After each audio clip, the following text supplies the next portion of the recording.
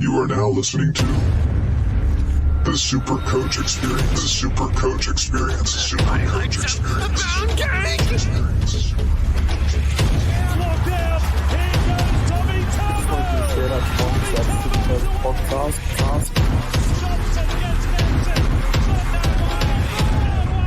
Hey Jake. Do you have Tedesco? Like some.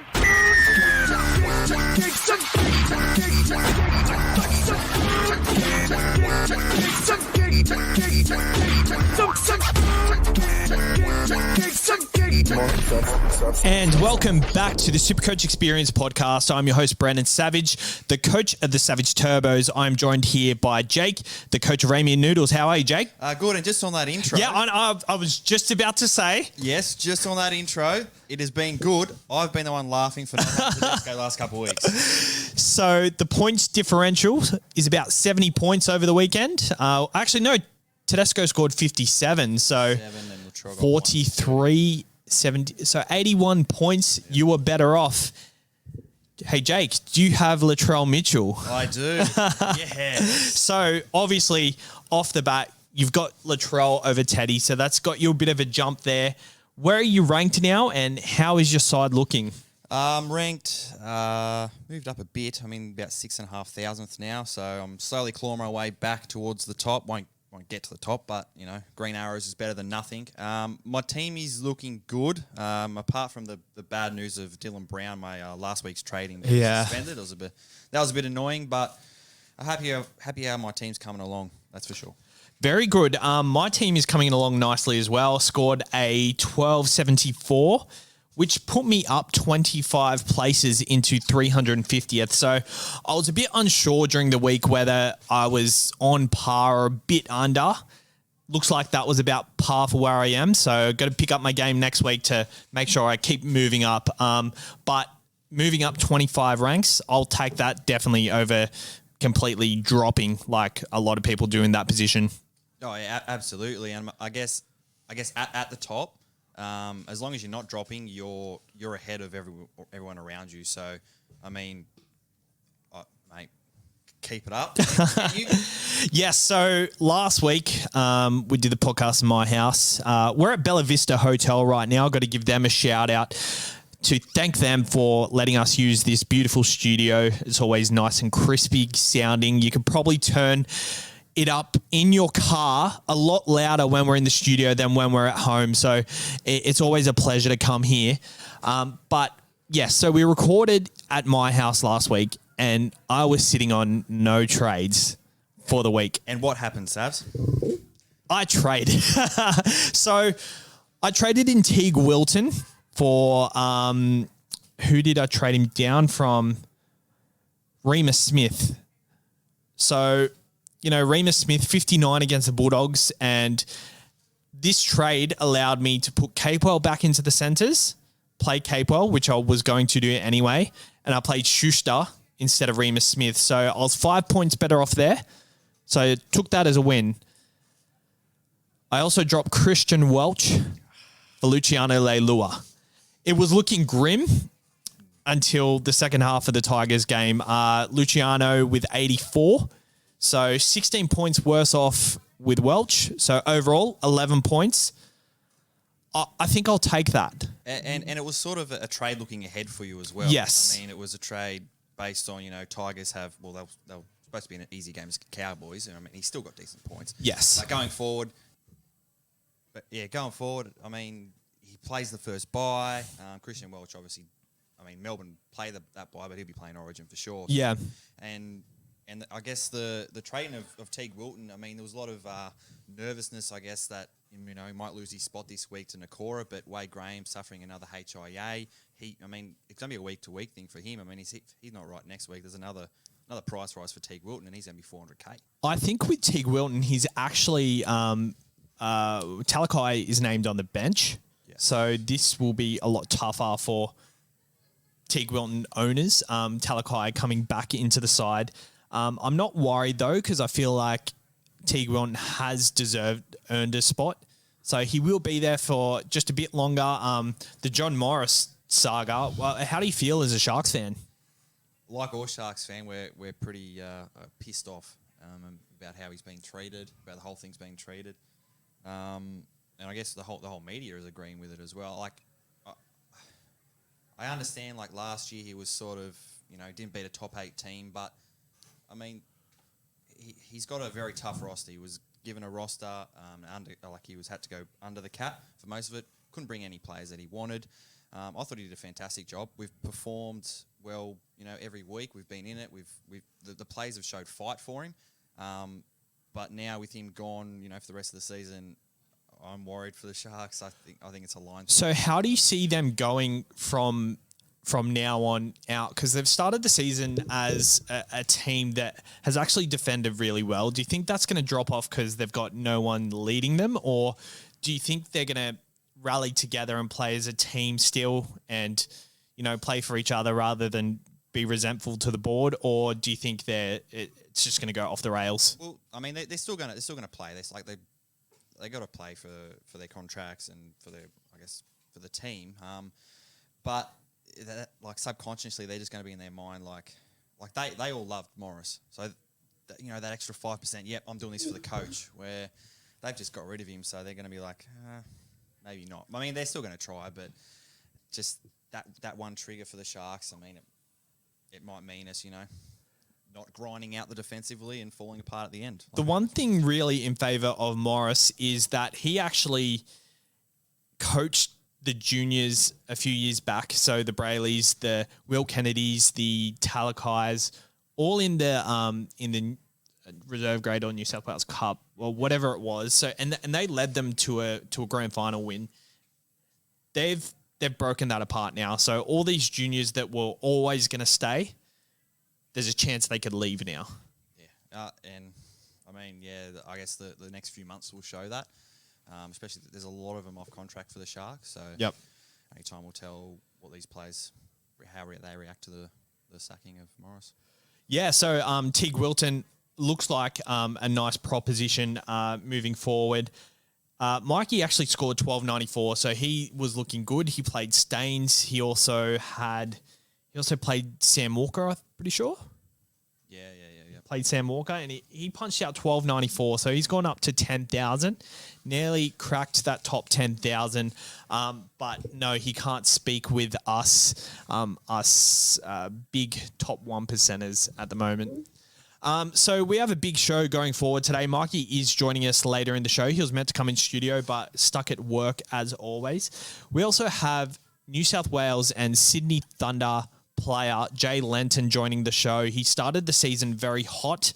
I think he peaked at about 62nd. He's at 6,000th at the moment. So obviously riding the highs and also riding the lows. But it'll be nice to get him on for a chat and see where he's at. See who in the New South Wales cricket setup plays Supercoach that we don't know of. Yeah, I was about to say in I guess the cricket world out here, who even not even Supercoaches, who's a massive Leaguey fan out here. And who do they support? Do they love Jason Saab? I have plenty of questions for him, so hopefully we can punch out a few of them. But we're going to start here today with the set of 6. So this is 6 topics, points that are big in the Supercoach world that we're going to tackle. So tackle 1, David Fafita. If you don't own him, is he a must-have in your side? I'm a non-owner for Fafita, and what is he? 730. I mean, I'm not moving players to sort of get him in. I know a lot of people are trading out, say a Barnett or a. That's the only one I really saw in the trade. Probably a Barnett. I mean, he's got a lot of tries. If you think he's going to keep scoring 3 tries a game, then go for it. But personally, I don't think you move your whole team around to sort of fit this player in. His price is going to come back down. When, I don't know. He's versus Manly this week, so there could be another high score on him. But personally, I wouldn't. What about you, Savs? Oh, well, I've got him, and luckily I've ridden the highs of him, and I don't know if I can see the position I'm in. I'm ahead of everyone. I can think of my next trade, whereas everyone is still trying to chase points, if that makes sense. And And that's the beauty of being starting well, because you don't need to. You can always get one step ahead. I think a play like Fafita, you've really got to weigh up whether he's going to be in your side for the rest of the year. I think he is. I mean, the upside, he's always going to be an end of season, I guess, player. But right now at that price, say you didn't have him, would you bring him in at $750K? I think he is. I think the salary cap this year, the same as every year, you've kind of that money is worth a lot more into building a bigger side later on. Whereas later on, if he's that price, you just get him in because the money doesn't matter. You've got players sitting on your bench. Whereas, like, you're probably playing someone like Stefano Ottocamano this week if you're selling someone else or something like that, which isn't a bad play in my opinion with him starting, but you're really sacrificing your depth in order to do that. That being said, I think he's been much better than all of the other second rowers. So I probably would sacrifice a Barnett to get him in. Yeah. But that being said, you've also got your other trades to consider as well. Yes, you've got your other trades, and you can't go back on that if Barnett comes out and scores a 120 and Fafita gets 50. You can't go back on that. You've really got to think, who's in my side at the end of the year? Do I need him now? He has a good draw coming up, but... it's just an up and down sort of draw because I think he plays maybe Penrith or someone good next week. But they play Manly this week, so it's a very up and down. Yeah, but Tommy's back. And what does that mean? Is that one of our tackles by any chance? It is not, but it also means...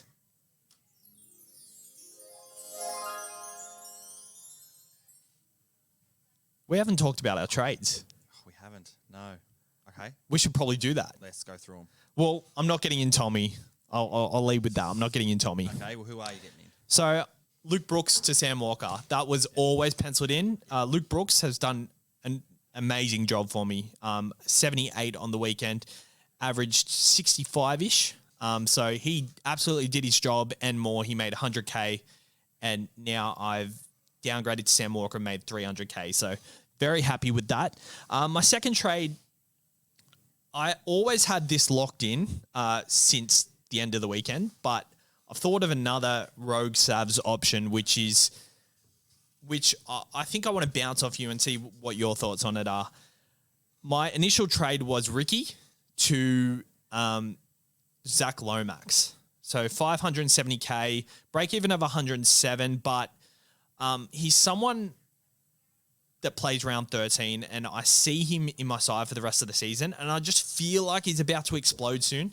I know he's got the Warriors and then the Roosters. He doesn't have a very good record against the Warriors, but he does against the Roosters.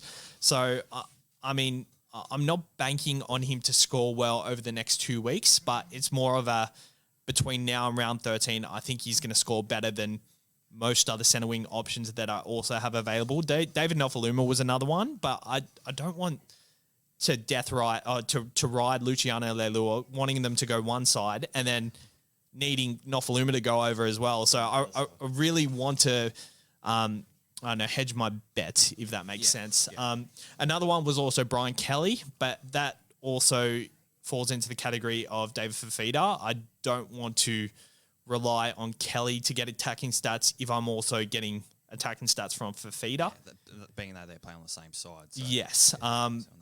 But that could also be a benefit to me. Like Fafita goes through the line, passes to Kelly. Yeah, you're doubling up on points. So. Exactly. So they're my three options, but I've gone with Lomax.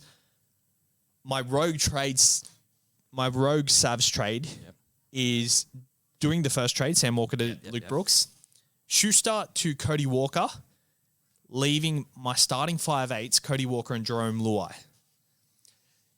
The thing I hate about this, I really like the trade, but I don't like it because it's such a short-term thing. Yeah. Like, I know Cody Walker is a keeper till the end of the season. He may play round 13. He may not make that Origin side. But it's more of he's playing the West Tigers this week. It's a bit of a panic for me not having him this week.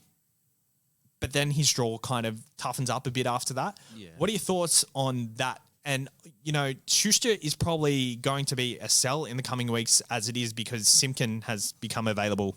Yeah, and I agree with the Schuster one. I guess it's probably 1 or 2 games too early on Schuster. Yeah. And I think a lot of people, I guess, will be assuming Watson's up in your hooker position, flick him down Schuster to Simpkin might be a trade in 2 weeks. Yep. I do like Lomax though. Yep. I've realised a lot of the teams, especially around your rank up near the top, centre wings are all the same for everyone. Yep. And I think the only way to, and I guess the rest of the team is, so if the best way to differentiate your team is through your centre wings, because I guess there's a lot of ones that can go big or have a stinker. So Lomax, Brian Kelly, I'm sure when Mikey gets on, he'll be talking about Campbell Graham. Yeah. So these guys are the ones that can kind of, jump you an extra 50 points above everyone else. Lomax, I'm looking at him in a couple of weeks, after yeah. the Roosters game. I'm hoping his price will sort of, I guess, level out a bit lower than what it is at the moment. Does have a good run after that. Dragons are playing a lot better than what we expected. Yeah. And he's kicking every single goal. His lowest score is 40. And for a centre wing, that's just really good. Yeah, 100% agree with that one. And, I mean, he's a chance of getting picked for Origin, but I don't think he does. He is, but I do see Latrell and Whiten first. And even Tommy Turbo. I mean, if they're going to pick on past performances. Yeah. But one thing that really appeals to Lomax for me is that he's owned by 13%, which is pod territory anyway. But in the top 10,000, he's owned by 4%. In the top 5,000, 3%. And in the top 1,000, it's 2%. Yeah, a lot of those teams, I guess, teams that were built right at the start. So choosing the premium centre wings. Yeah, so that, and that's, I mean, I don't mind Lomax. And I think a lot of people start considering Lomax over the next couple of weeks, especially for the run into the buys. Yep.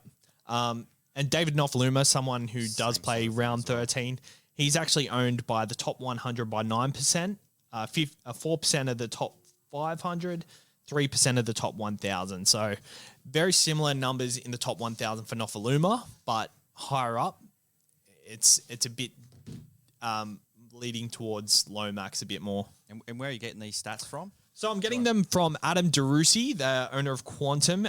He does his work through SC Playbook. So SC Playbook have posted an article on all these players. So I will refer to this throughout the episode because I really think that it's good stuff. It's really good stuff because you see, Jerome Luai, 11%, he's a pod, but in matter of fact, right here in 5/8, Jerome Luai is owned by 21% of the top 1,000. So if you're really riding a player to get a high score because you think he's a pod, well, a lot of people in your position as well have got to there from using the same pods. So, really interesting stuff. So if we bring someone up and you're really not sure of them, I'll have a look for you.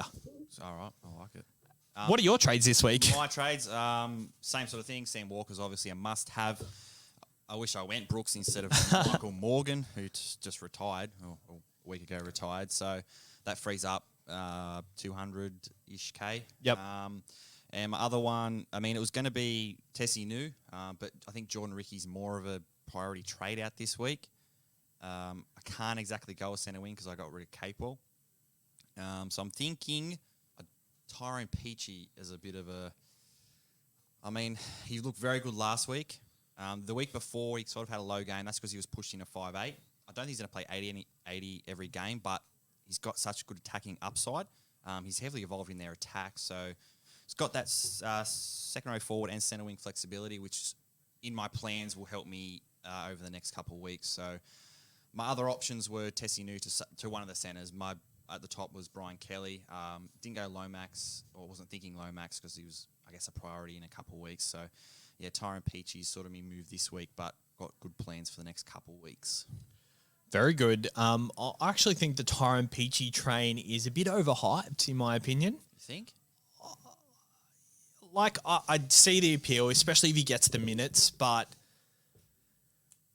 yeah, I don't know how to justify it either. I feel like a lot of these higher games, like they put 40 on Newcastle the week just gone. Yeah. He scored, what did he score a couple of weeks ago against the Cowboys? I think it was 36, I think it was. 36. That was the game he ended up in the halves. And they scored 44. So if he's staying on the middle, I guess he's kind of like the Connor Watson where he's just shifted anywhere. But yeah, I guess I'm not for it. I'm not looking at Peachy at all, but I do see the appeal. I just think the appeal is a bit. For you, it's probably past experiences on Peachy. Like he's got all this hype and failed. Yeah. So I mean, he very well could do it again. But being where I'm ranked, I need a bit of a specky out there. Bit of a specky out there. I like it. So what are your trades planned over the next few weeks then?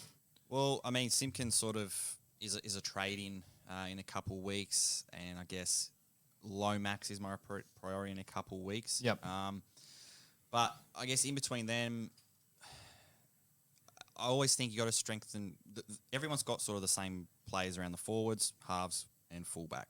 The fact that I don't have Tedesco, yes. But centre wings, I think's a big differential this year. So I've already got To'o Fergo. So I'm thinking again, trying to strengthen those that position to sort of get ahead of everyone around me. I've sort of written off, overall rank where I am. So head to head is where I'm concentrating. Definitely. So let's move on to tackle 2. Ben Condon, Jackson Tapine, and Jake Simpkins. Where do you rank these guys? Obviously, we haven't seen anything of Simpkin, but immediately he's number 1 for me. Yeah, and he has been carving up in the lower grade. So. But these other 2 cheapies, do you see the appeal in them? I see the appeal because it's a downgrade option for a player that's going to make some money, but I don't really like either option. I mean, I like Condon more over Tapine just because he's starting. But the first game Condon played, he got, 35 in 80 minutes. Last weekend he played 50 minutes, got a try, and he got, I think it was 52. And a line break assist as well. Yeah, so, I mean, you take that out, he's got 25 points. Tapine off the bench. I mean, yeah, if you need a downgrade option, but then again, if you look at it, is it probably a better option to go, say, enough over these 2? Rather than, I mean, you're going to have to get rid of them in a couple of weeks anyway because they're going to hit their max pretty soon, in my opinion. And I guess you also got to consider Sean Blaw's back maybe next week. And I mean, and the way the Tigers are going, I think he goes straight into that team on the edge because I don't think Joe O's really much of an edge player anyway. So I think Sean Blaw goes straight in there. So that's, I guess if you have a spot for another downgrade option, throw a Condon in there. But what do you reckon, Savs? Do you like any of those apart from Simpkin? Like I'm talking about the Condon Tapine. Condon Tapine, he's a write-off for me. I think he's going to be an AE nightmare for you in the future. You can't get rid of him. He's bottom price. Whereas Condon, he'll make a bit of cash this week. So if you really need to nuff him in a couple of weeks, you can make 50K out of it. But I just don't see him going over that 230, 240K mark. Even if he hits 250, what are you going to do with that? Like, yeah, you'll need a bottom price cheapie to move on to make it seem worthwhile. It's going to be a very slow burn. And like he got his attacking stats on the weekend. I don't think they're going to come very regularly. He got a line break assist as well. And like, if he was playing 80 minutes, I'd 100% be okay with it. But he's not playing 80 minutes. He did the first week, but 39 or 49 minutes on the weekend. So moving on to tackle 3, Jordan Ricky and Tessie New. Are they sells or are you holding them till round 13? I think they're sells. I think Ricky, I guess more so because he's going to start leaking cash coming off the bench. I mean, maybe 20 to 30 minutes, he's going to get you, 20 points. So he's starting to leak cash. I mean, Tessie New, he could be back in the team next week. You never know. So I guess if you can only get rid of one, get rid of Ricky, keep New in there. Unless your centre wings, you sort of need it. Unless you've got Swiley, Saab, Simonson, James Roberts, you kind of need a centre wing, then I guess get rid of Tessie New. But I'm personally holding him. What would you say? Both a trade out? I actually never owned Tessie New, so bad for me, but also good now. I mean, not really, because it's an upgrade option. Whereas, I've got Fusitua, Simonson, and Saab sitting there. I would have preferred someone to be able to upgrade instead of selling. I would have sold Ricky this week, but at least next week I've got an option to sell out as well. But yeah, I guess I'd definitely sell Tessie New and Jordan Ricky as well. But the thing with that is I just feel like I just want to get a better gauge on things and see whether it's actually permanent, because I don't think Ricky has done enough to warrant a dropping. They've just been bad as a collective. And I mean, he got hooked on the weekend, I guess. So yeah, he's probably a sell. Yeah. I just talked myself out of it. I was going to sell him anyway. I've sold him anyway, but I think there is warrant in holding him only because of that round 13 buy. But there's no guarantees there either. I don't think you can sort of wait that long on a player that's 400k now and could be 280 in a couple of weeks. So I think you got to get rid of him. You're right there. Tackle number 4, Teddy to Latrell or Turbo. We talked about this a lot with Jay Lenton. Great chat, by the way. Well, that's why we just cut out previously, because we had to chat with him. But what are your thoughts on that? Latrell or Turbo? Is the boat passed on Teddy to Latrell, or do you think just moving forward? Oh, you're not a Teddy owner. I'm not a Teddy owner. But I think honestly, it has passed on, say, Latrell Mitchell. I think they're going to be the same price very, very, very soon. The one I think Turbo, he's sort of a wait, but I guess Kalen Ponga you're throwing into that mix as well. Yep. As another one of your premium fullbacks. There's too many premium fullbacks for two positions. So he's definitely I mean, I wouldn't be trading Teddy. I know he's I think he might be in the top 10 of the most traded out. He's definitely got negative of trade outs. So yep.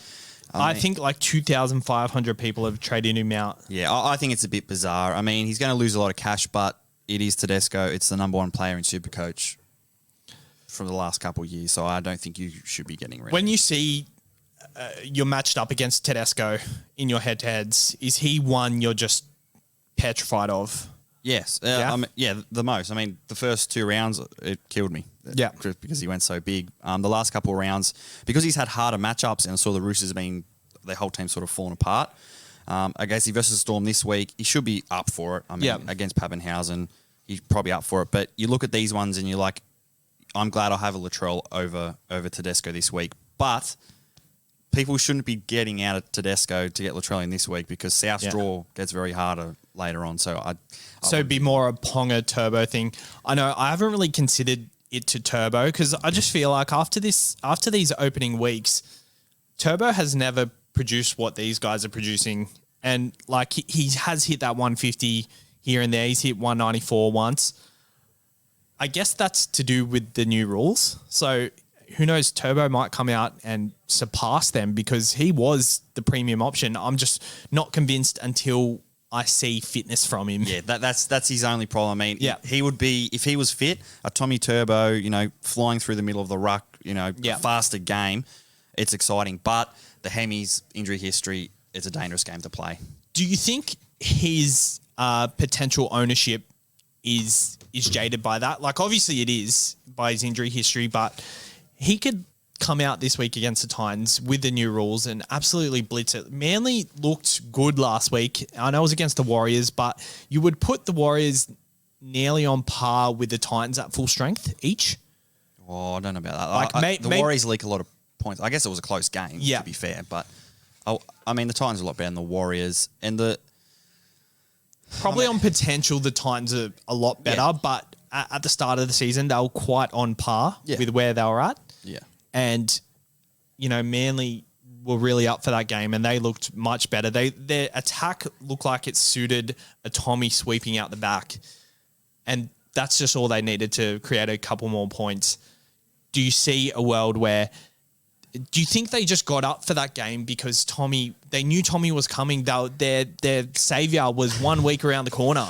No, I know you're thinking like that, because guess what? You love Tommy Turbo. I mean, it's been a tough one for Manly for a while now, and they've been needing to get up for a game for a while, and it's just coincidence that Tommy's back this week. And I guess what also you mentioned before, what hurts Tommy's ownership is, I guess, the fact that he's injury prone. It also hurts that his position, you've got Pappenhausen and Tedesco in there as well. I mean, that's down the road. I mean, he could be a pod, but having those two who will probably end the season with the top highest average. Yep. I mean, going someone who's, I guess, risky with injury, you can't. I don't think you can do it. Yeah, I didn't really want to glorify my Manly love in front of Jay, and I didn't want you to bring up that I used to be a Knights supporter, but, you know, if he's a listener of the show, he's going to hear this right now. And He's going to hear it right now. Be very disappointed in me, so I'm sorry, Jay. I'm a Manly supporter now, have been for a couple of years. What a turncoat. Tackle number 5. Which guns are you prioritising this week and in the next few weeks? So, obviously, I've prioritised Lomax. You've got in... Well, I haven't really prioritised any guns. I guess down the road, Lomax is sort of the gun centre wing that I'm looking at. But Yep. other positions, I mean, for feeder, that's sort of when Yep. it sort of happens. I mean, it's Yep. not a priority now. It's Yep. both sort of gone on that. But in terms of other guns, no, not really. But, like, in the next couple of weeks... No? No, to be honest, I don't. You're not eyeing off Nofaluma in the next couple of weeks? Lomax in the next couple of weeks is, Yep, is what I'm you've already looking said at. that, yep. One that I guess everyone will be kind of looking at is Payne Haas. Yep. That's one we haven't spoken of. That he does No one play has, yes. round 13. Assuming he doesn't get doesn't make for Origin, which I assume he might. Yeah, he could. But even then, I mean, he's probably going to be the top front rower. Yeah. So, I mean, he's got a high break even. Hopefully, I mean, if the Broncos get a little bit better, then he's got more attacking stats in him. And I guess... Are these other front rowers, like the Takiahos and the Paulos, are they premium? Like, I know there's only so many you can choose from, but... I think Takiaho, Paul over the last 2 weeks is kind of, I don't know, he's been down on minutes or down on output. I don't know whether just they're wrapping the offload up, but he scored, I think, 37 or 38 or something on the weekend. So he came out banging out tries and he's not doing that anymore. So his points are sort of suffering. But I put Takiaho up there. So I guess down the road, maybe Welch to Haas. It might be a trade to a proven gun. I mean, Welch is not, he's just under. He's, apart from his ton, he's sort of just plodded along. He could be there. He could be there. He's scoring quite well. Yeah. I mean, he's not going to score tries every single week, though. And that's why I sold. That's why I sold him. I was like, he doesn't score tries, and he's not going to have that ceiling. Next minute, I'm on the drinks at High Street Social, sinking down some beers. Beers or cider, Savs? Yeah, it was cider. That's why I started just there.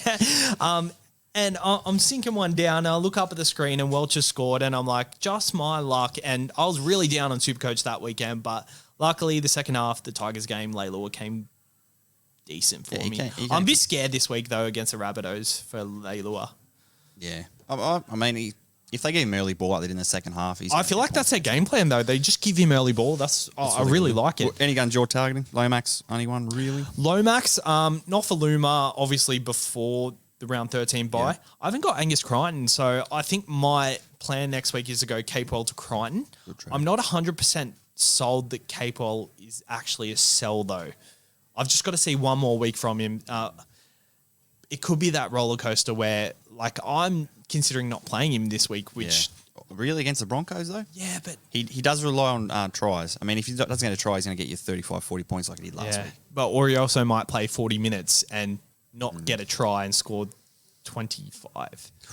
I don't like it. But, Crichton, there was one I was looking at, Reed Marnie maybe. Connor Watson... I think is probably a hold till round 13, especially if he stays at that 13. I'm glad to see people selling him because I feel like for my team, it'll be handy to have him as a pod number in round 13. Yeah. I don't think it'll happen though, but I do see it happening. I think Schuster's a sell in the next couple of weeks though. Yeah, agreed. And tackle number 6. Now, is this a grand final from a couple of years ago? Is this a last six again? Shout, the Roosters Raiders game here. Grand final? Yeah, I know the grand final. I know the grand final. Yeah, well, you're not going to hit us with another set of 6 or... Oh, no. Okay.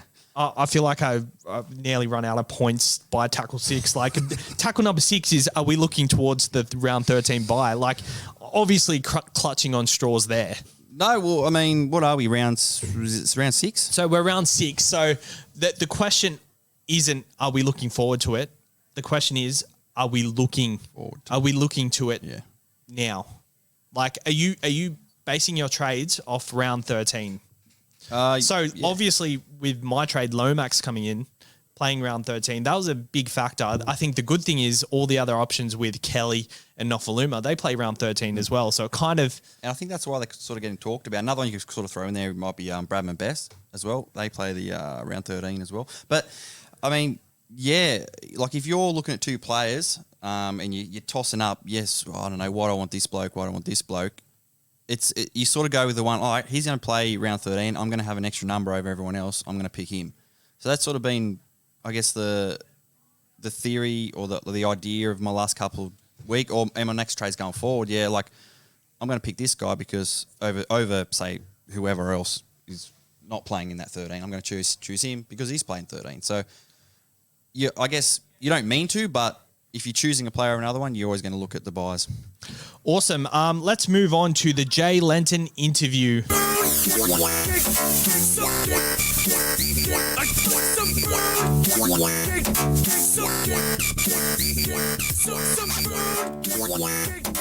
Okay, introducing our next guest, Sydney Thunder and New South Wales cricket player, and most importantly, the captain of the Manly first grade cricket side. He is coming off an absolute GOAT season with the bat with 1,103 runs across all boards this season and coming just short of that beloved first grade premiership title. Jay Lenton, how are you, Jay? G'day, guys. Thanks for having me. Yeah, not a bad season, as you mentioned. I didn't realise I scored that many runs. I reckon. You might have pulled some my cricket stats I haven't thought about there yet, but unfortunately came second in the end. But look, it was a great year. Very good year at Manly. So, yeah, that's straight from my cricket. That's across all formats. So, obviously not. They've included a sneaky Newcastle 100 in there. I'll take it. Newcastle T20 Summer Bash? Yeah, we'll include those guys. Is that like the what's it called, the limited overs, what's it called, the last man standing competition? No, not there, and got some runs, so I'm glad that my cricket recognizes. Well, yes, it creates a very false narrative there. Brilliant. So coming off just short of the premiership, a long season for you. Full-time cricket is your thing, right? Yeah, so I'm kind of on the back end of that because 30's old in cricket age this like nowadays apparently. So full-time cricket. Also get to work at Cricket New South Wales with the younger fellas. So I'm a coach and talent specialist for the Sydney Southeast, which allows me to look at some talent out there and also some coaching talent. So I'm looking after the under 15s, Metro squads at the moment, and kind of got my hands in pies with the 19s boys and doing a little bit of work with the Blues as well. So went from full-time cricket to still in full-time cricket, just a little bit different capacity. So we all know Tim Payne, the captain of the Australian cricket side, was pretty much resigning into doing what you're doing and focusing more on life after cricket. And he went into the Australian captaincy, obviously. I know you've fallen into some runs this year. Is there a slight glimmer of hope that a New South Wales selection comes up or something like that? As much as I'd love to still think that there's a possibility out there, I've probably had my turn at New South Wales, which I'm more than appreciative of. I've played obviously both formats and Big Bash as well for the Thunder. So certainly not, I'm definitely not closing that book off, but I know it's a little bit of a stretch. I'm just happy that I've still got my foot in the door at Cricket New South Wales. I get to help out the Matty Gilkses and the Baxter Holts and guys like this and see them progress. So as much as I'd still love to be playing, I'm still helping out in a way, which I'm more than content with. Helping out the Ryan Hadleys of the world with cricket and Supercoach, I assume? Well, man, I've actually, I've got a little notebook here, which is full of a lot of cricket stuff, and I've just come across the Ryan Hadley Hads' Supercoach options. So if you ever see it, Hadge can vouch for this. I've got a full page there that I went through to try and help him get Welsh and Fui Mayono out of his team for a Capewell into a someone else. I don't know if you ever did it. Jesus, some work gone into it. I feel like as soon as lockout happens, Hads is in the inbox and he's asking questions. He's getting much better at it. He was quite new at it a couple of years ago, so he's definitely making more decisions by himself. So it's good to see. I guess we'll stem that on to who else in like the New South Wales setup, the Manly setup, and just wherever you've been around is a fanatic about Supercoach. We know Trent Copeland is the face of the Daily Telegraph. Is there anyone else that aspires to be like them or something like that? Oh, look, I don't know if anyone aspires to be like Copes in the Supercoach realm. There's a lot that aspire to take as many wickets as he has and probably play Test cricket. But seeing Copes wearing his glasses is one of the funniest things I've ever seen on the Supercoach podcast. But there's actually quite a few boys, believe it or not, going around within the Cricket New South Wales guys. I know. I'm just trying to open up here it is, the Blue Baggers Supercoach WhatsApp group. So we've got our own league. So the head coach, Phil Jakes, he's obviously super coaching cricket and super coaching rugby league as well. He loves his Dragons. He's quite good. We all beat Cope, so we're all better than Cope. So that's what we sum it off. Daniel Solway, he's there. He's Liam Hatcher, big redhead fast bowler. He's a Knights supporter like me, so we get along very well. We've got Hads, obviously, is in there. Nick Bills, that played for New South Wales, played for Sydney in their winning team the other day. Ryan Hackney, and we're still hanging on to Will Somerville. I don't know if you guys remember him. New Zealand off spinner. Yeah, and he's playing for New Zealand. So Summers is still in that league as well. So look, I think it's a pretty well known thing these days, Supercoach, and a lot of the boys are starting to get around it. And I think that's obviously helped by Copes because I think they just want to take the piss out of him a bit, to be honest. So you mentioned Ryan Hackney. He actually finished I think it was the top 10 in 2019. Yeah, well, there's actually a funny story about that. So I played a second 11 game, being from the Central Coast, I fit under the ACT New South Wales country second 11 stuff. So I don't actually play for the Metro side when I play. So I was opening the batting and I had Ben Dwarshuis running in bowling thunderbolts. I had Liam Hatcher at the other end bowling thunderbolts. And all I've got these hackers under my ear at bat pad going, should I bring in Barnett?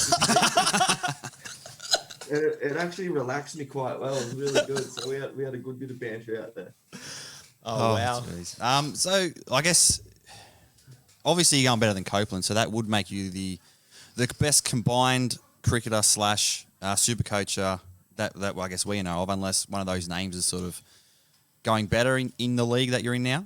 Who's I guess going the best? I had a stinking week last week, so I may have dropped, but I certainly walked around the offices and around the nets after round 1 and 2 when I was 63rd, and I was telling absolutely everybody that I was 63rd. So I'm just going to say that I'm still 63rd, even though I think I'm in the what have I dropped to here about the 6,000. 6,000. All right. That's right. There's nothing wrong with the 6,000. So I'm around there as well. That's what happens when you have to MC the Manly dinner on Saturday night. Newcastle get absolutely smacked, so you drink a little bit more, and then you forget to put the captain on Pappy. So that's what happens. That's why you go to 6,000.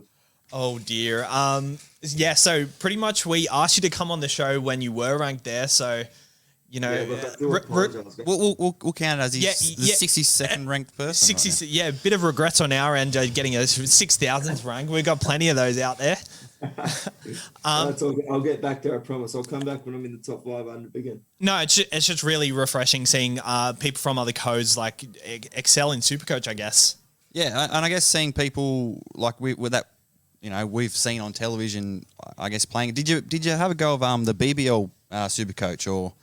Yeah, so I never really got into the BBL one only because I was in it, and I just felt weird because I knew that like my output probably wasn't going to be a Teddy. Yeah, they were batting you too low. Look, it was going to be. I was keeping and batting 8. So I was pumping out the minutes of Nico Hines or someone like that, getting me 8 Supercoach points. So I thought I'm not going to do it, but I must say obviously when you play some games like that, you get a lot of people sliding into your DMs about other stuff and cricket and whatever it is. And I had this one kid screenshot his Supercoach team, and I think I got like 28 points one day. I'd taken a catch and 10 not out or something like that. And I'd made him win by a point. And geez, I just felt like, oh, that's it. I'm done. I've made it. I've made a kid win in the big. He's had me in his team. He didn't put the skipper on me, which I was like, what are you doing, mate? You would have smacked him. But, you know, so that was probably the only time I really looked at the BBL Supercoach. That would have definitely made it feel like you made it in Supercoach land and weren't a Jalen Feeney or a I want to say Jason Saab, but he came on our show a couple of weeks ago. He about 45 last week plus, I think. So he's up there. I think my biggest Supercoach score in BBL think it was a 38 with a catch and a 27 odd out and a couple of sixes. And I walked around the house, screenshot that. That's how good I was going. And them stats are exactly point on because he remembers them. He remembers it like it was yesterday. So I guess enough about the Supercoach aspect of things. Actually, we'll move on to the NRL. We know how you're going. Yep. What are your plans going forward, and what are your trades coming up? Yeah, I've had a couple this week. So I missed the Fafita boat back when he wasn't 750k or whatever he is now. So I can only blame my Knights for that as well, giving him 3 on the weekend and just really skyrocketing him. So I've missed him. This week, I think I've brought in Brayley for Little. Obviously Little's done. Even if he comes back into the side with Mbai and the kid in there, what's his name, Simpkins, I just can't see him really pushing the barriers anymore. So I think he's reached his ceiling. And I think he's the most traded in. I just looked before, but I brought in Condon.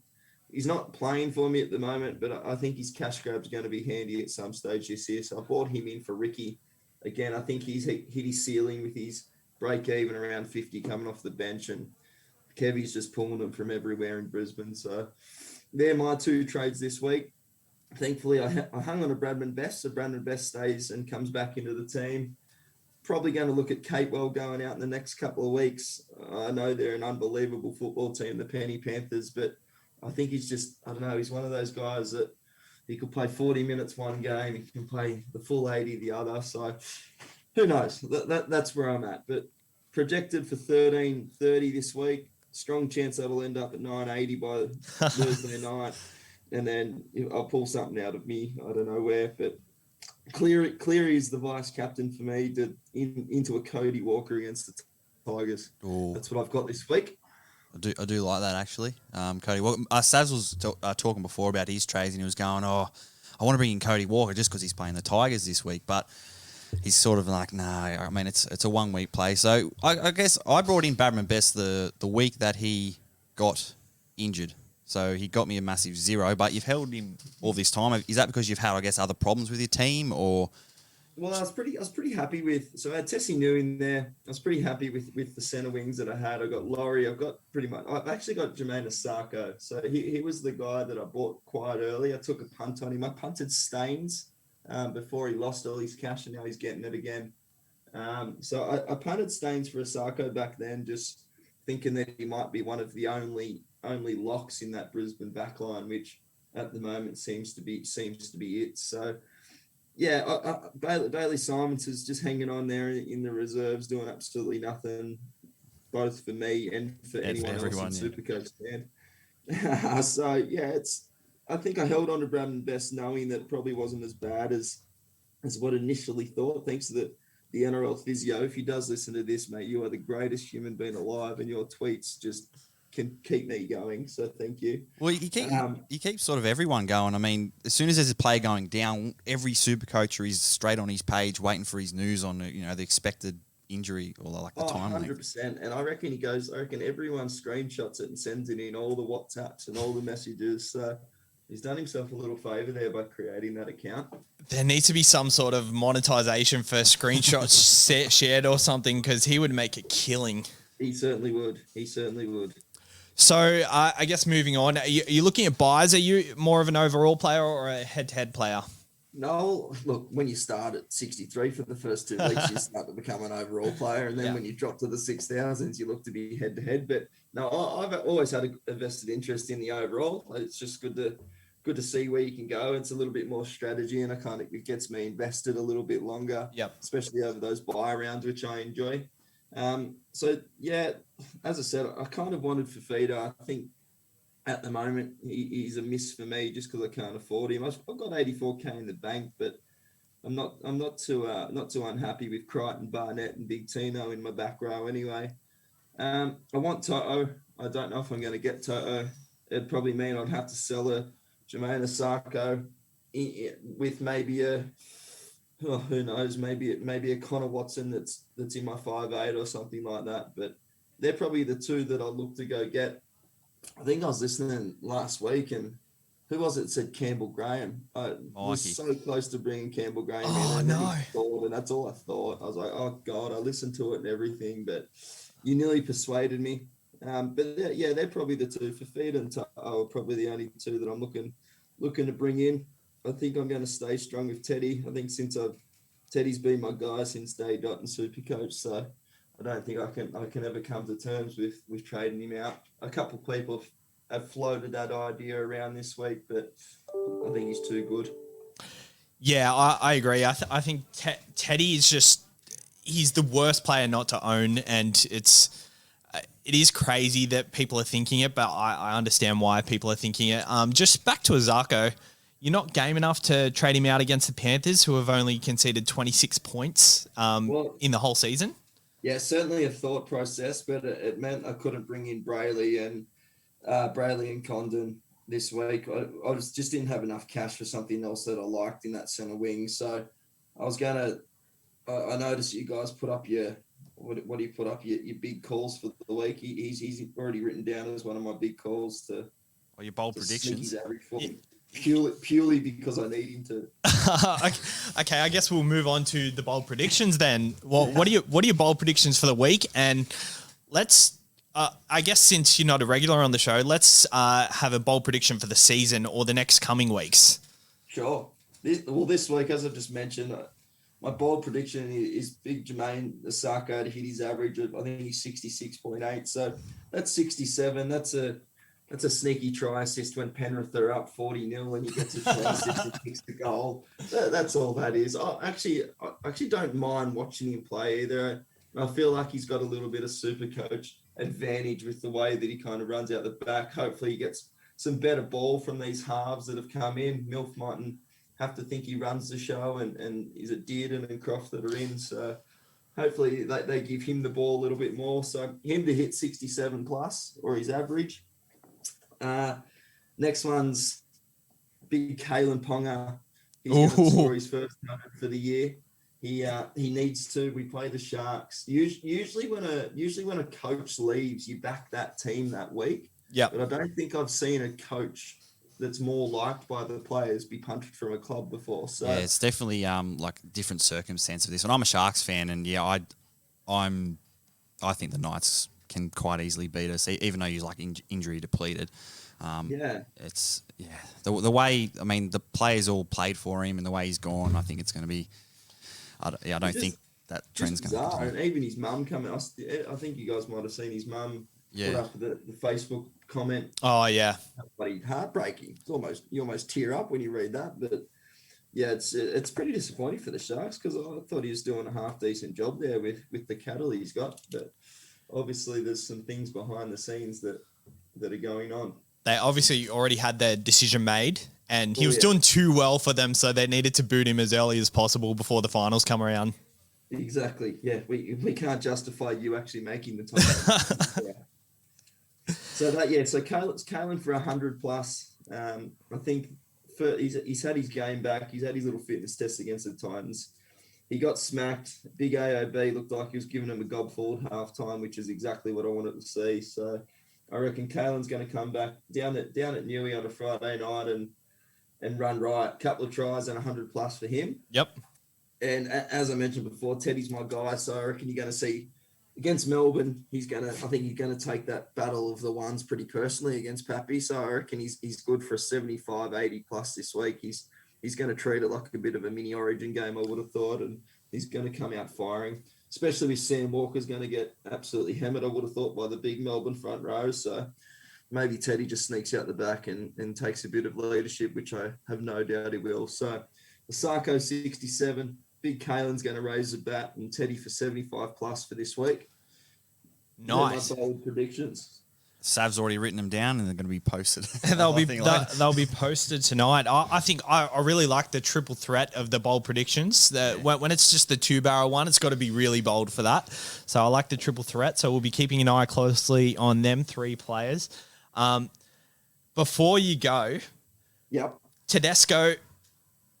If anyone was thinking Tedesco or Pappenhausen to Kalen Ponga, because it's definitely crossed my mind because we know this game last year, he went absolutely bonkers, scored a hat-trick against the Sharks. Yep. Yep. He- Look, it's has a big call. Has it come across your mind? Probably not, just because I know how good Pappenhausen is, and I think that Teddy and Pappenhausen are more consistent. If I'm playing the overall game and I want two blokes that are, look, if one unfortunately gets injured or goes down or misses a week, I've got what 800,000 and 760,000 there I can spend to go somewhere else. Kalen's going to be coming in at. I haven't even looked at how much he is, to be perfectly honest. So I think my moral investment in having a Newcastle Knights player, apart from guys I know that are just going to do the bulk super coaching for me in the front row with Barnett and Brayley. I just get way too angry if we lose, and then if one of the backs doesn't play well. So I don't disagree with it. If you got the cash, you got the trades, and you haven't. If for some reason you haven't used any trades by now to get your team up and running, and you want to try it for a week, it could be a massive pod this week. Would you do it for Tom Trebojevic? Well, see, this is the thing. So Tom Trebojevic is in my draft team, and I drafted him very early. So theoretically, I've got some kind of super coach relevance somewhere with Tom Trebojevic. So I haven't even thought about bringing him into the classic. But no, for me, it's Teddy and Pappy. And look, I think their lowest score between them is what Teddy's 57 that he had on the weekend. So I'm more than happy to live with that for a week or two if it happens. Thank you for reminding me, because I drafted Tom Trebojevic in one of my drafts, so I'm going to put him in straight away. And just before you go, captain choices for this week, what are you going with? Are you going to go straight captain on Cleary, or are you going to go another route? Well, so just looking at it, I've got Bailey Simonson and Condon in my order, emergencies that aren't playing at the moment. So I feel, because I've got Ryan James in my team who wasn't named. I've got old Nate Fafita that decided to put one on Jai Arrow's chin and hasn't been back since, thanks to Trent Robinson. And I've got a couple others that aren't playing. Tessie New's still there because I couldn't get him out. So I'm going to put the VC on Nathan Cleary and hope that he absolutely towers up the Broncos. But I've also got a feeling that he could towel him up and play 60 minutes and Daddy might give him a spell. So there's a little bit of that was my only concern with putting the full captaincy on him. But I've got Cody Walker coming back off a suspension, playing against the Tigers, straight back into my team. And at the moment, he's got the beautiful orange on him on Supercoach. And going to hit his 200? Going to break the record? Look, he's going to break the record. That's the plan. The Tigers could be nowhere. Big Madge he's punching people everywhere. The Leichhardt faithful are booing him off the field. So who knows? Nice. Saturday afternoon, 5:30. It's just got Cody Walker written all over it, doesn't it? Awesome. I wish you well for this week, and we'll definitely check back up and notify the listeners how you go, and keep updated through the season. Sure. Thank you guys for having me, and I'm more than happy to jump on whenever, and it's a great listen. I've been listening to the podcast, so when you said it before, I just kind of zoned out, and all I heard, I had tunnel vision hearing. It was just like, he listens, and that's all I was thinking. I was like, another loyal listener. Very good. Hey, yeah, I'm on there. I look at it every Tuesday morning or Wednesday morning or whenever I get it up. It gets me from the northern beaches to Sydney Olympic Park, because that can be a long drive at times. Especially at 7:30 in the morning. Correct. All right, thanks for coming on, and we'll keep updated through the season. Good on you, legends. Thank you. Thank you.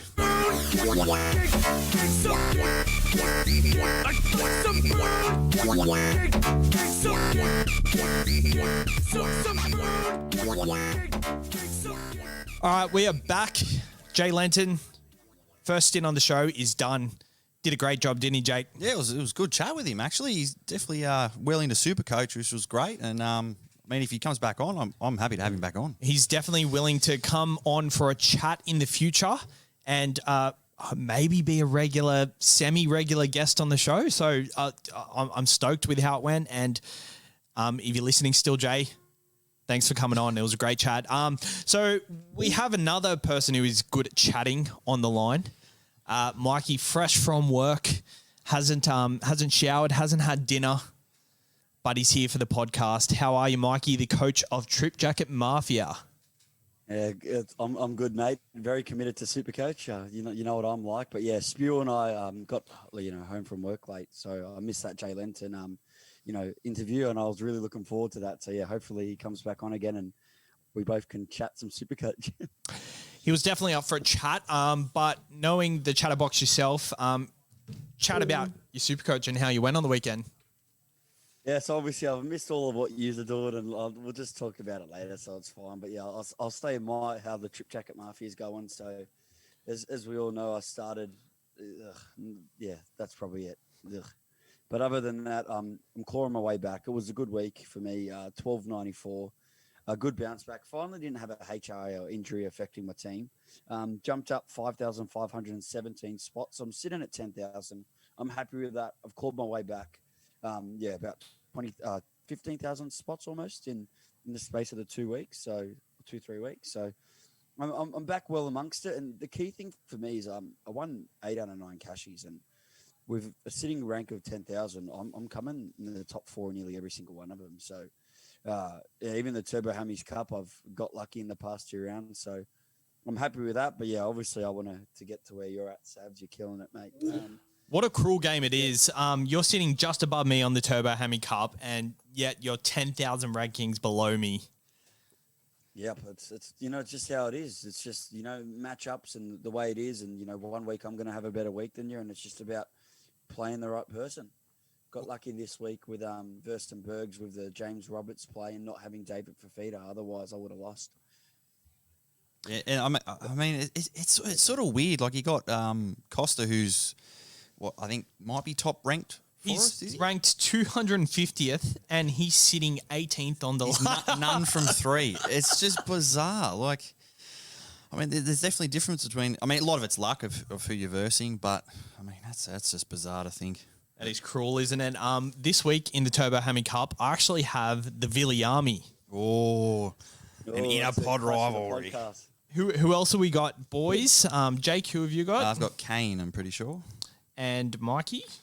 I'm versing Dez, a good old mate from the podcast, and I always have a good matchup with Dez, so looking forward to versing him this week. He's been going pretty well. Yeah, there's no real other premium matchups, I would say. There's the Kuma Stallions versus Costa. They're all premium, mate. They're all premium matchups, but in relation to our show, I guess. But yeah, so Mikey, what are your trades this week? We've gone through our trades and we've talked a bit about them. What are yours, and how can we dissect them? So yeah, there's a lot to dissect here. So I've been thinking, I've been overthinking. That's all I've been doing. I actually changed my trades this morning. So this round has been the most that I've traded so much. I've hit that reverse trades button 5 times. Obviously made my trades early, and once team lists dropped, I had to change my trades. So I hyped up a man last week of Campbell Graham. I got my bold predictions right, and he was in there, and I've been very keen on him. Although he's not on that lethal Rabbitohs, left edge, he's still someone I like, just because I like targeting centre wing players with their base. And then if you chuck in a few tries and they can go on a bit of a run, they're underpriced and they can make a bit of money while also getting ahead of your rivals at a low percentage ownership.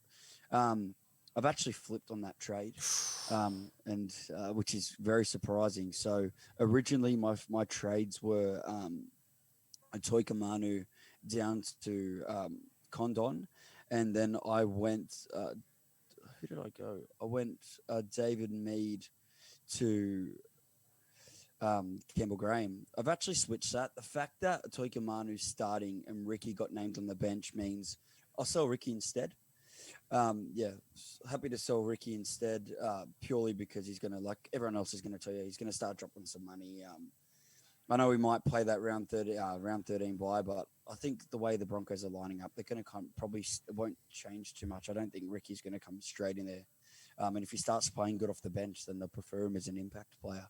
Toika Manu, man, he's been getting the work done well. That was an early trade purely because I didn't have anyone else I wanted to sell, and I needed to make a certain amount of money to make the upgrade. But yeah, I'm keeping him. I'm probably going to play him over Sam Walker this week. I've seen, I don't know if you've ever addressed it, boys, but a lot of people were talking about Sam Walker. Should I play him? Shouldn't I play him? Look, the thing is, before he, absolutely buried Jake's beloved Sharkies. He was looking like it was looking like a mud score. So He was you know, I don't expect he him was to on go against -4 before his first try assist late in the first half. Yeah, which is scary. With a Toikamanu, you can bank for 40. He's been playing 40 minutes off the bench. You'd think he either at bare minimum he keeps that. If not, he could possibly play an extra 10 minutes, which is 50 to 60. And he seems the guy most likely to score tries. He looks so likely. I'm very impressed by him. And the fact of a break even at 15, I'm going to hold on. So let's stop beating around the bush. So I'm getting Condon. I know you probably would have mentioned him. Yes, he's a risky buy. But I think, he can make a quick 50K, 100K, and I'm fine at wasting a trade. By using this trade, I'm strengthening my team elsewhere and setting myself up in the future. So I need a cheapie this week. I'm grabbing him, hoping he stays and starts. Person like Sean Bloor, Condor might get to 300. I can go him down to Bloor. There's 90K. There's going to be options. Current example, starting a trade. There's lots of options. I don't mind getting Condon for a 2-3 week turnaround. He could come out against the Bulldogs this week, score a try, and bang, there's a nice little moneymaker for you. I'm taking the risk. And my second trade, drum roll, I've stuck with Mead. I've stuck with selling David Mead. I was going to sell Niu. I've switched to selling David Mead purely because of that high break even in the centres. I reckon Niu comes back into the side eventually. I'm not going to rush to sell him next week. He's not dropping any coin. I'm fine with maybe waiting a couple of weeks. And if he comes back in the side and starts playing well, then there's another number for the buyers. His break even's 40. He's going to keep hitting around that mark in his base. So I'll see what I'm at next week. If I've got no trades to make, I'll hold him. But if not, I'll sell him if there's a good option. I've got in Brian Kelly. I know Jake's pretty keen on Brian Kelly. And why did I go Brian Kelly instead of Campbell Graham? Am I scared of the edge on the Rabbitohs? Not too much. But what I am looking at is the buy. And if I don't get Brian Kelly this week, I'm going to struggle to get him next week. I would have had 120K left over for next week. But instead, I'll just take the 30K and grab Brian Kelly. I like his base. I love the Titans draw, where the Bunny draw after this week gets a little tougher. So where I can see Brian Kelly just, his base stats. I think he's going to score some tries. He didn't score on the weekend, and 2 try assists, 73, base of about 40. Yes, I'm spending an extra 50K, but I'll get in Kelly for the buy rounds. And then, I'm still looking at Campbell Graham. I think he's a great purchase still, but if you're unsure about two blokes, take the guy that's going to play the buys. But then again, knowing Jake's luck, he'll probably get injured or suspended, or knowing my luck, I might get that too. No, don't worry. I'm not bringing him in, Mikey, so he's not going to get injured for a third time in a row. Yeah, he's a great buy, boys. Get Brian Kelly in, and Jake's not getting him in. Boys. I've been tossing up between Brian Kelly, David Nofaluma, and Zach Lomax. I've gone with Zach Lomax at the moment, but at 70K cheaper, Sabs, don't copy me, man. Come on. Hey, hang on, Mike. You said don't copy.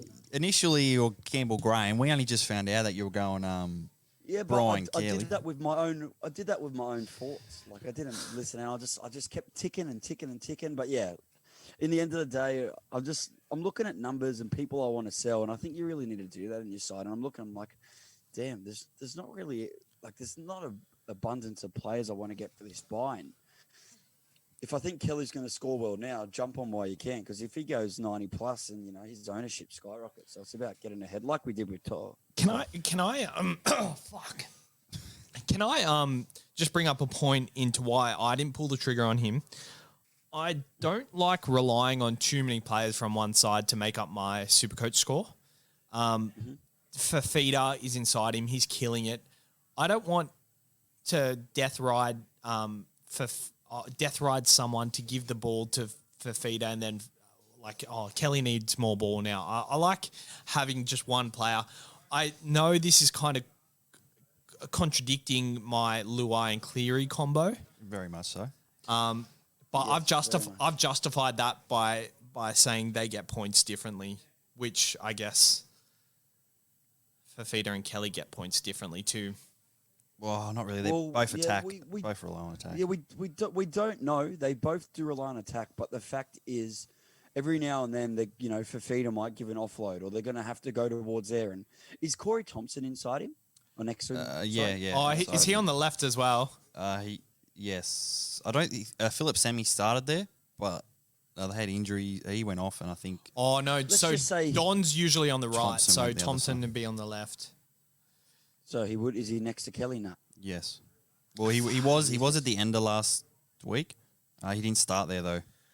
And start on the other side. That's going to become their more dominant edge. It's going to become more dominant side, and Kelly's killed it in the past. The thing is, I like a centre wing with base.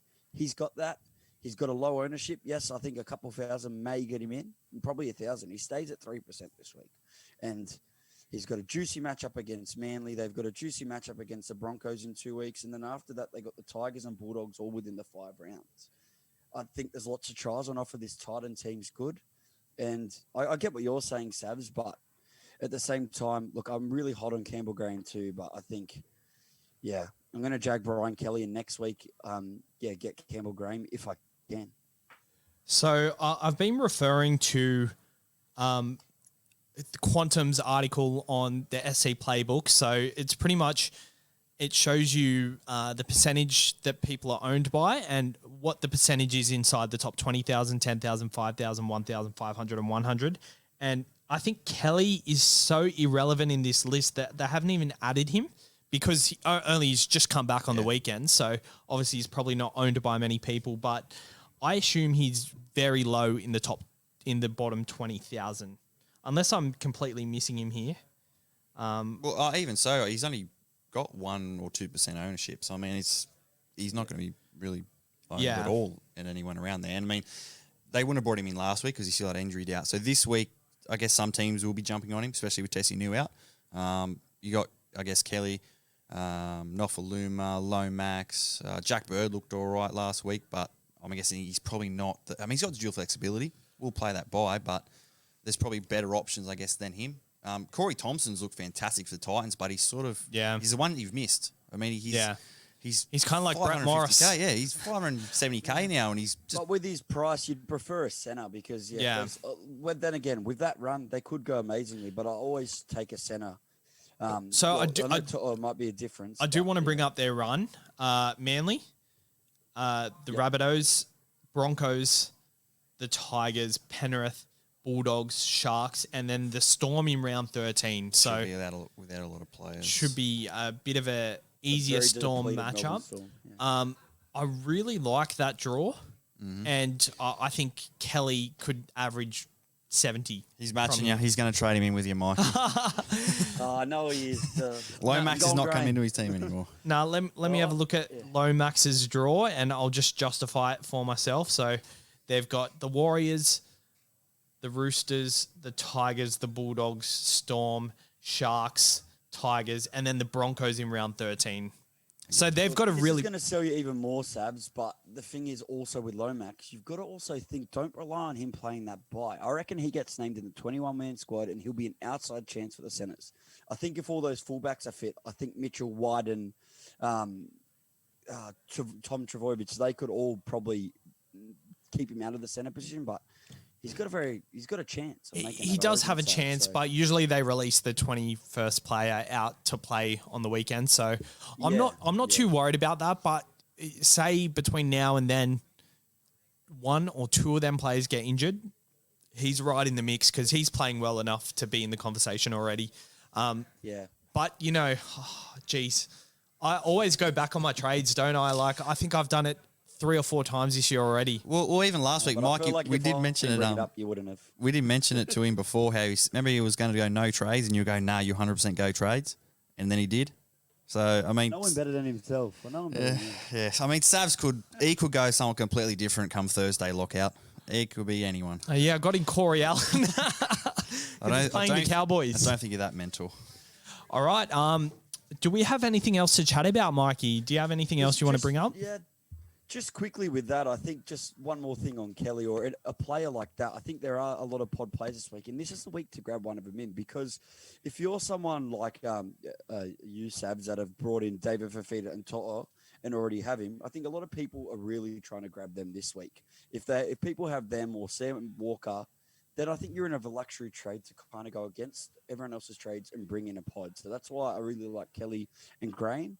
And also with Graham too, I think that he'll stay in super pod territory purely because people will be scared of them going to that side and the fact he doesn't play the bye.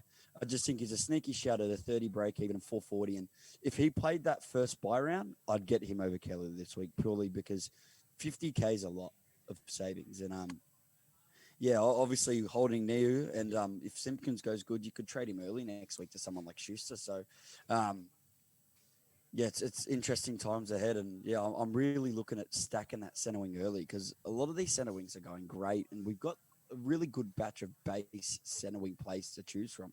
I heard you mention Bradman Best before, and he was also someone I considered. He's a bit expensive, and same thing, he's coming back from injury, but I think you can really load up on at least definitely 4 center wings, but I think I'm going to go 5 center wings for the bye round because obviously I'm going to try hold on to Laurie and Staines because I think they're going to be crucial in those bye rounds, especially Penrith are playing the Tigers. So I know it's early to talk about the buys and stuff like that. I just think the big thing to note is, yeah, you might plan on bringing in Kelly, and I think he's going to play the bye, but he could get suspended, get a HIA, get injured. And yeah, I don't think stress about buys too much, but just if you're in a 2 minds of 2 players, to maybe taking the guy with the buys is better for long term. But what if both of them play the buys? Then you would obviously, I would consider Price and Draw. That'd be my 2. And if those are similar, just toss a coin. Who cares?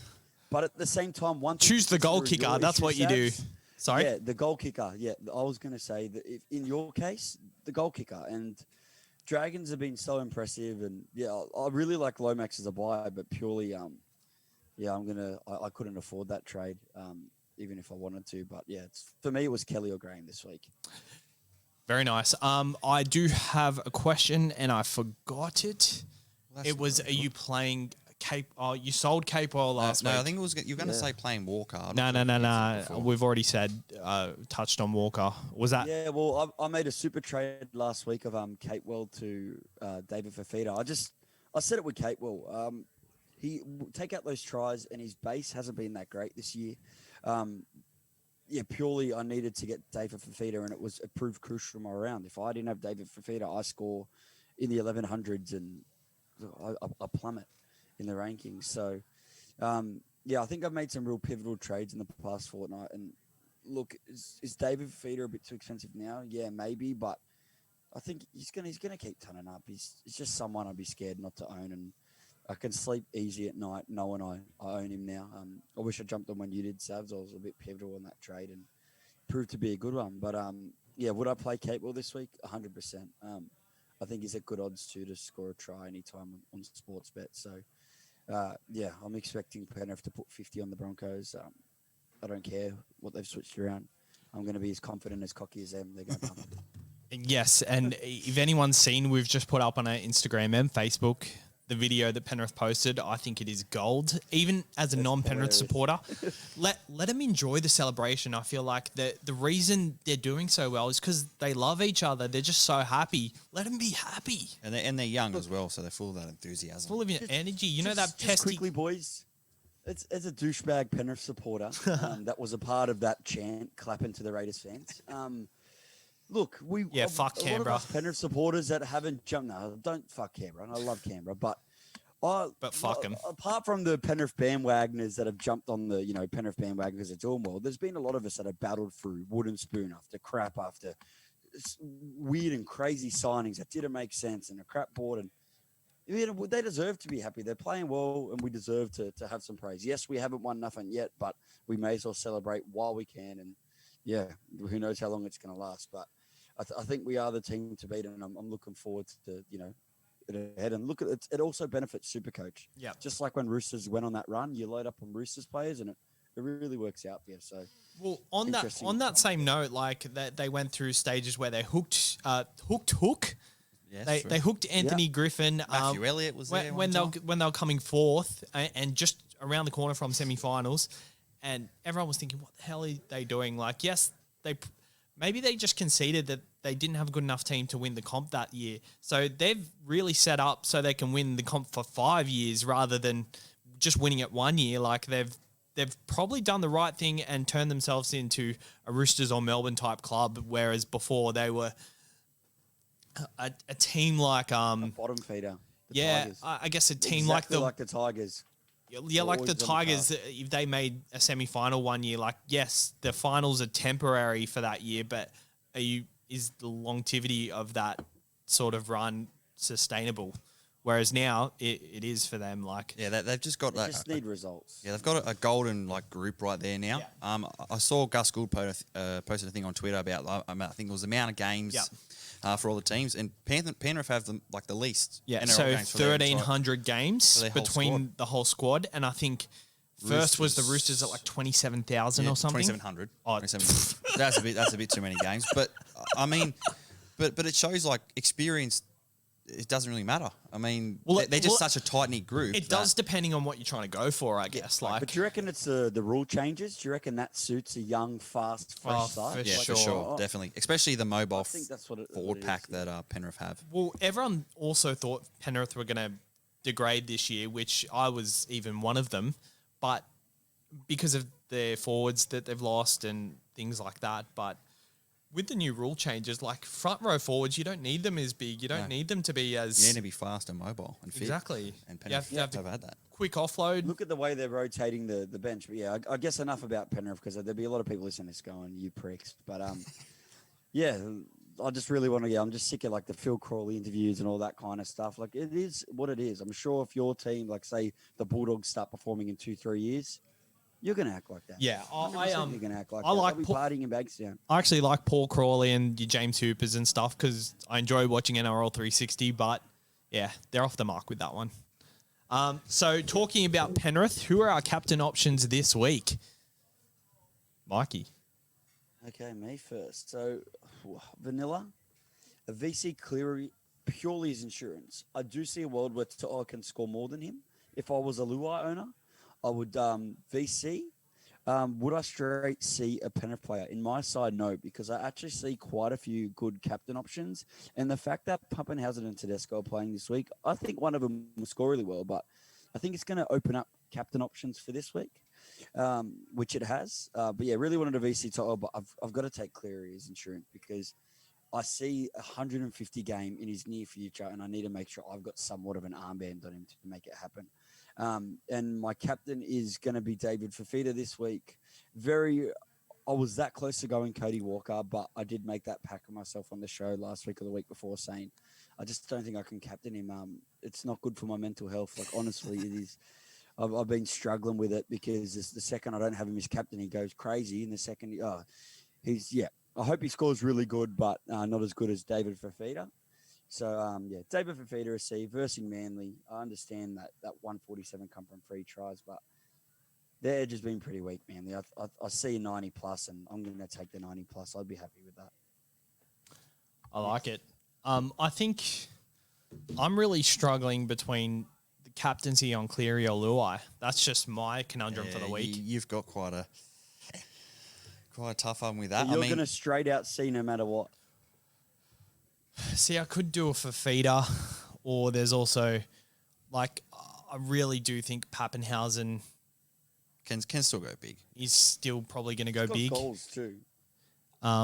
Yeah, exactly. So, yeah, I'm not sure where I'm going to go, but at the moment it's on Cleary. Luai will be the pod option there because I reckon you're going to probably get maybe 1 to 2% captaincy, where Cleary's probably going to end up about 20. Yeah, but I just feel like Cleary hasn't really scored that line break try yet. Yeah. And that's coming. And as soon as he does that, it's 110 plus. I feel like the last few weeks, though, he's been stuck on like very low scores up until the last 30 minutes or something. And that has scared me. And every time I see that, I'm like, okay, Luai is the attacking spark in this side, and that's how they get their points. Cleary just directs them to get there. And But if Penrith get 50 or score around 40 to 50, Yep. and you think they are, that's going to be a lot of goals for Cleary. And yes. I called it last week mid-game saying that they weren't having any success on the left, and that they just need to fight front right, and they had success there on 2 tries. And I think that will give them a bit of spark to switch it up. They're going to play mind games with the other teams. In the video reviews, they'll probably study hard on that left edge and just expect it. I think the right side's opening up, and Momorowski and Staines are proving that these guys can score tries and cause points. So I think the ball's going to come a lot, come there a lot more than what it has been. Yes, Luai is a spark and has been scoring a lot, but yeah, I'm out of the two. Yeah, I do really like Luai. Just quickly, his captain option, captain percent's 1.2 on Luai. Cleary's at 15%. Pappenhausen's at 26. Tedesco at 12. David Fafita at 9. And you've got Latrell Mitchell at 6. So that's the most diverse it's been all year. Yeah. Yeah, I do expect it to change a little bit and David Fafita increase. But if I can take David Fafita anywhere under 15%, I think that's a pretty potish like a good captain. Because that'll be 35% of him that don't have him captain. But yeah, it's a great week for captains. It's going to be a lot more exciting rather than everyone just having Pappenhausen and then he goes off. It's finally a little different. Jake, who are you going? I'm straight captaining Cleary. Yep. What Mikey was sort of saying, I think they ended up going right towards the end of that game, and like you were saying, he's due a big score. He's got so close to a line break try. He's still trying. So I reckon he's going to go big, and I've straight captained him just so I just don't take out that loop to get a subs 5 or a Sam Walker. He might get 5 if he doesn't get try. I feel like the loop is not on for me. I don't want VCs. I don't care. Like I'm not dropping a guess a Schuster or something like that. Yeah. I guess you could. I guess But you at could the though. same time, I guess if you've done a lot of trades, example in my case, I've got Ryan James not playing this week. I've got really rid of Mead, who's another one that can score low because I'm holding you. A lot of people might be in boats where if Saab scores a try and Simonson scores a try, you could definitely loop because you'll cop a 40. So yeah, I get what you guys are saying. It's just Yeah, but you don't know that if you're Also going to insurance. captain for feeder instead. Well, then you've Yeah, kind of you're got to lock- hold you're off for locked in. Saab. Yeah. Okay, bold predictions, Mikey. Jay Lenton brought his in, and his was Azarko to maintain his average against Penrith, 67 plus. He did say it was going to be off a like Penrith have already put 50 on him, so it'll be a late line break try or something. And a kick goal. So Kalen Ponga 100 plus and Tedesco 75 plus. So where are you going to go with this week, Mikey?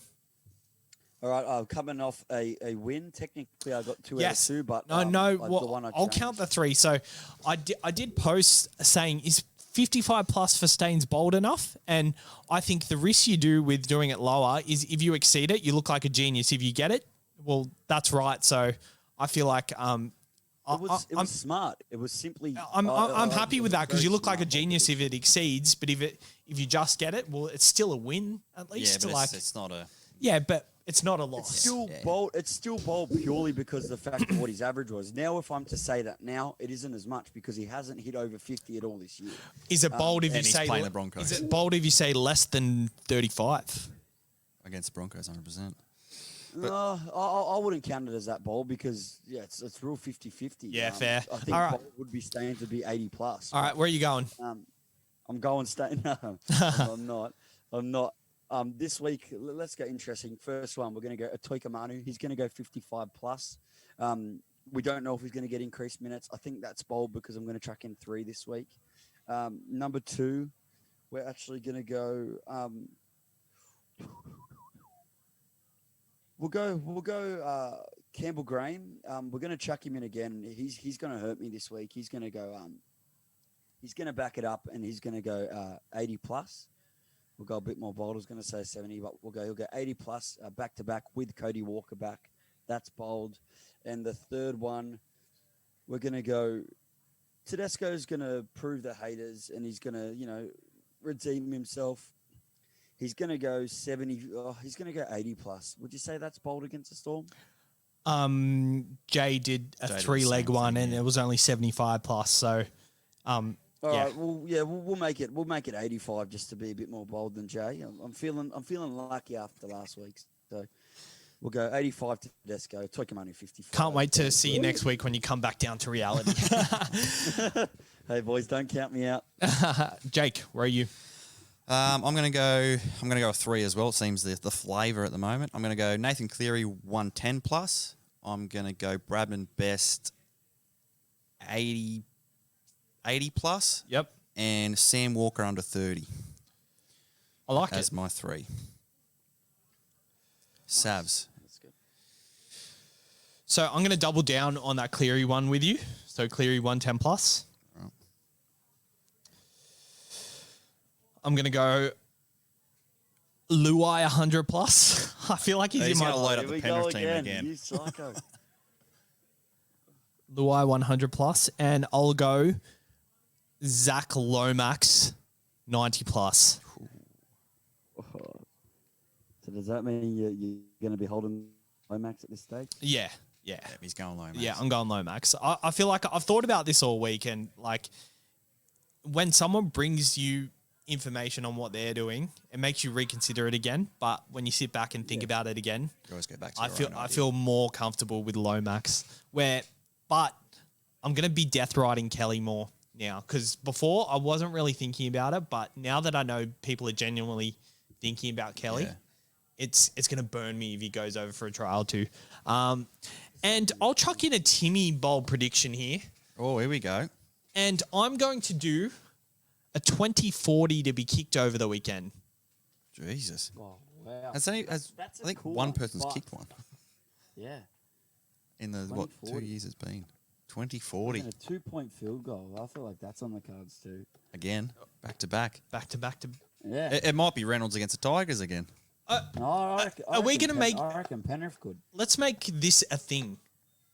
You add one, Got to Jake. chuck in a Well, weird. I'm going to go. I'm going to go 2 Reynolds to do a 2-point field goal. Oh, again. Reynolds. Yeah, Reynolds to do another one against the Okay. Tigers.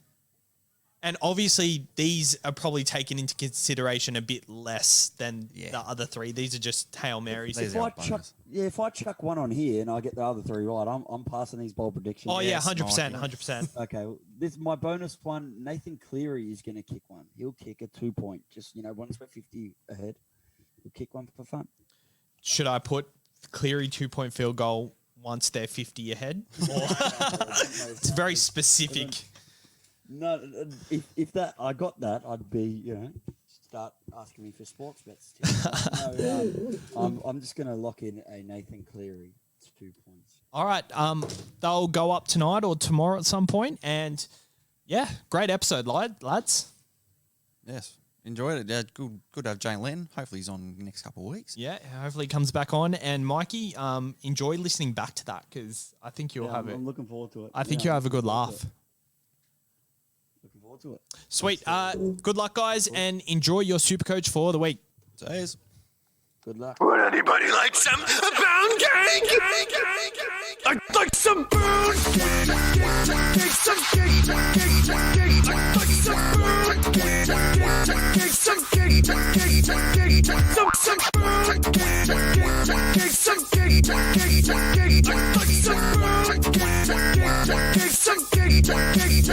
I'd like some pound cake.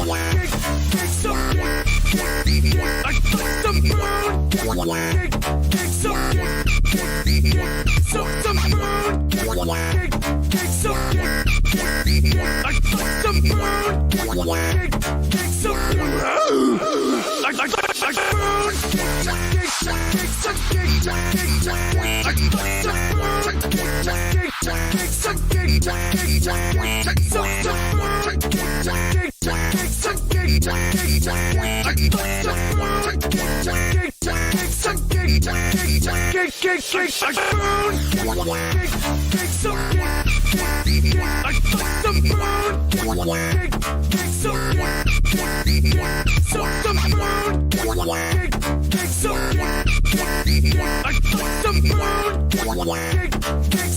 I'd like some pound cake.